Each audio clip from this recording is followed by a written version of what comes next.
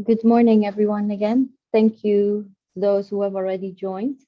I think we are still having people joining, but we should start, and hopefully by 9 a.m. everyone would have joined.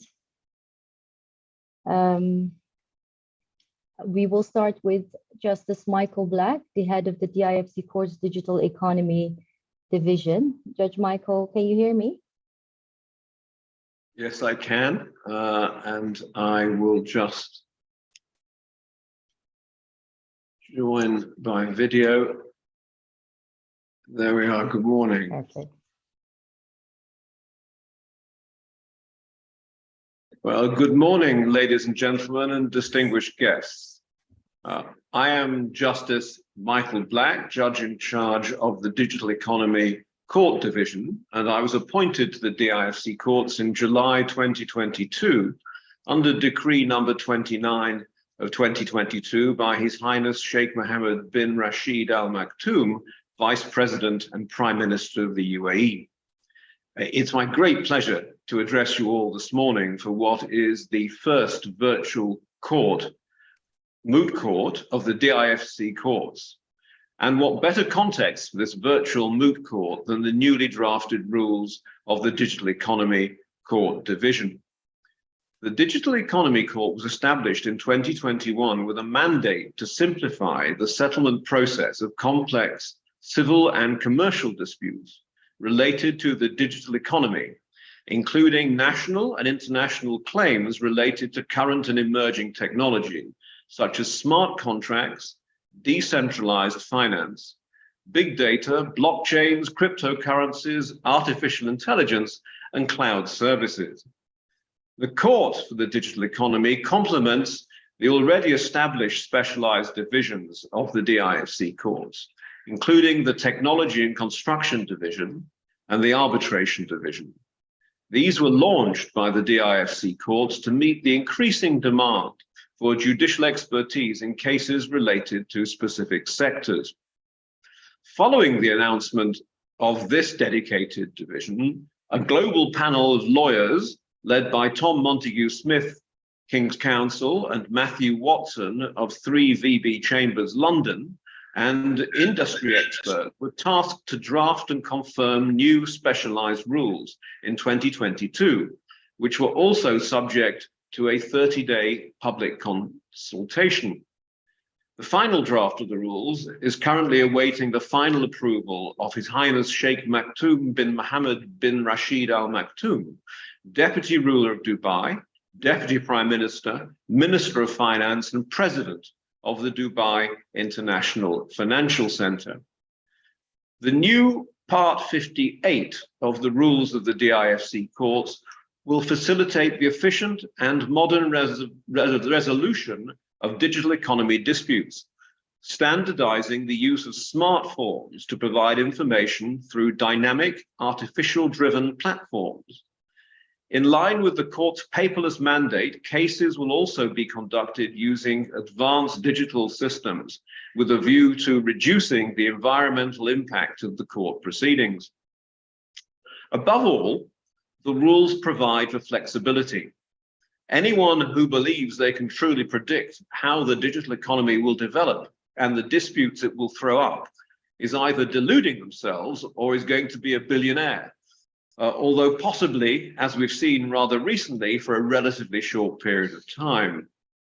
Thursday's London Times legal section contained an article with the headline, "Crypto Chaos as Litigation Looms," and spoke of the need of the law to develop new procedures to meet the challenges of emerging technologies.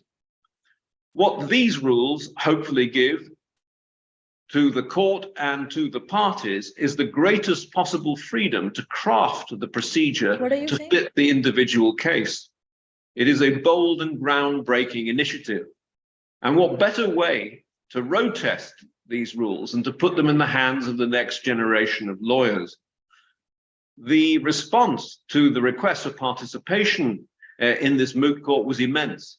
We have 18 teams competing over the next 2 days, drawn from national and international students and universities, comprising Middlesex University, University of Exeter, University of Reading, Hamad bin Khalifa University, University of Bolton Academic Center, Amity University, Dubai, the University of Benin, the Lebanese University, the School of Oriental and African Studies, SOAS, the University of London, and the St. Joseph University, Dubai. They are going to grapple with a fiendishly difficult problem set by the fiendishly clever Matthew Watson, with a little help from Tom Montague Smith.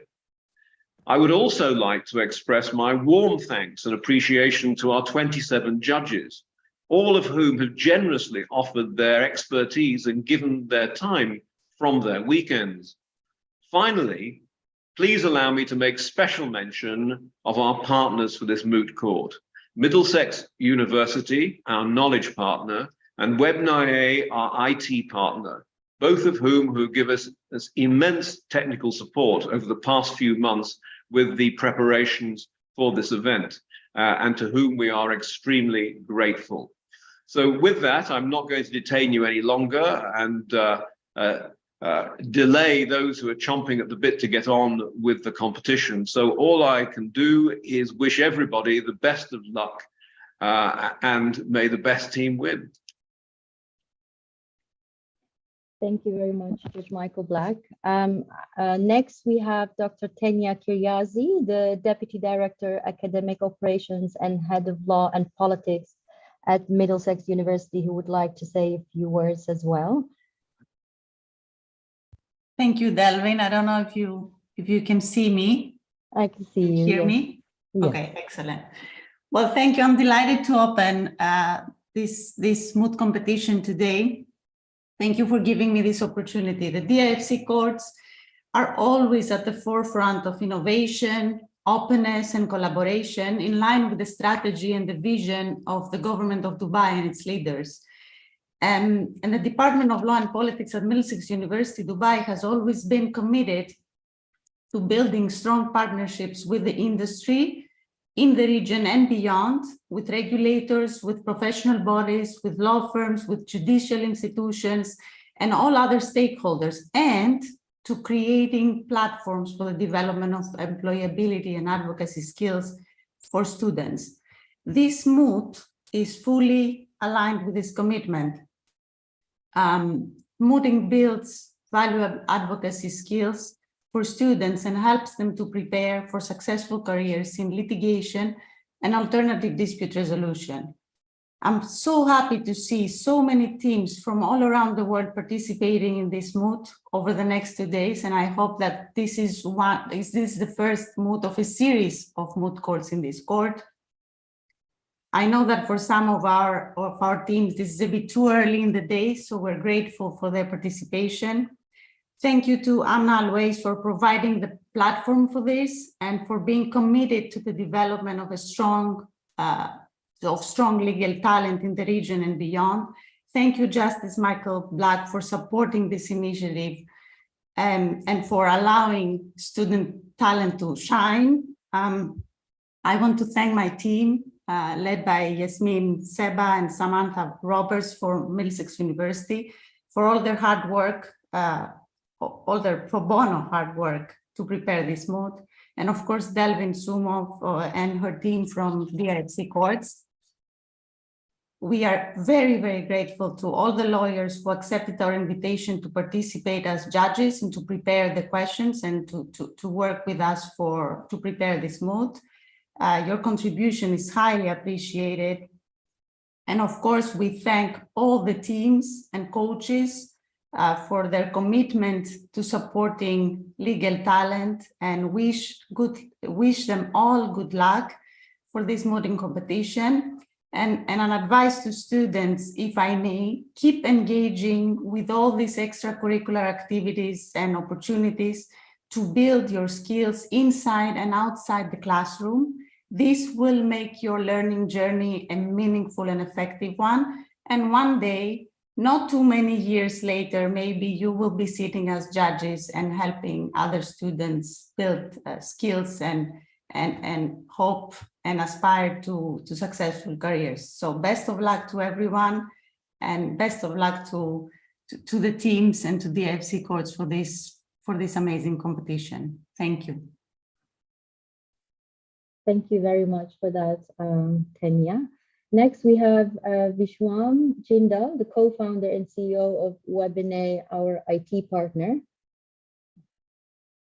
Thank you, Delvin. Good morning, everybody. It is a great privilege to support this partnering Moot Court competition, one that I hope will be the first of many to come. On behalf of Webinay, I would like to thank the Dubai International Financial Center and Middlesex University for giving us the opportunity to be a part of this initiative. As some of you may already know, I was until recently practicing as a disputes lawyer at DLA Piper in Dubai. So my association with the DRFC courts as a solicitor goes back several years. I'm delighted to be able to continue this association in my new professional chapter as a startup founder. At Webinay, we're building the technology for dispute resolution. Our technology is custom built for all stakeholders in a dispute, ranging from courts and arbitration centers to judges and arbitrators, for solicitors, barristers, and in-house counsel, for witnesses of fact and experts, and finally, for the parties and litigants, ranging from multinational companies to individual litigants. Taking a cue from Mr. Justice Black, I want to spend a minute on dispute resolution for the digital economy. As Professor Richard Susskind aptly put in his book, courts are a service, not a place. If this is true, it's time that we fundamentally redefine how we look at dispute resolution for the future.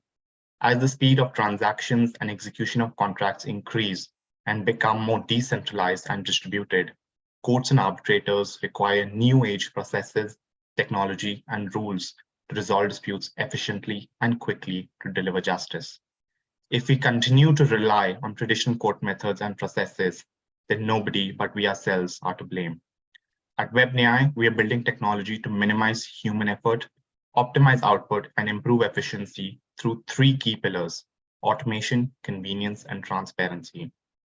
Our core idea is simple: to make justice truly accessible. This idea received a significant impetus during the pandemic when business as usual, including at judicial institutions, came to a standstill and dispute resolution had to move online. While the pandemic is hopefully behind us, we at Webinay believe that there is a dire need to work towards making dispute resolution faster, accessible, and above all, more meaningful and relevant for all. Purpose-built and well-designed technology is the key to unlock this opportunity and not being left behind. I'm proud to say that in the limited time that we have been operating, we have serviced courts, international arbitral institutions, and lawyers and arbitrators from over 25 countries.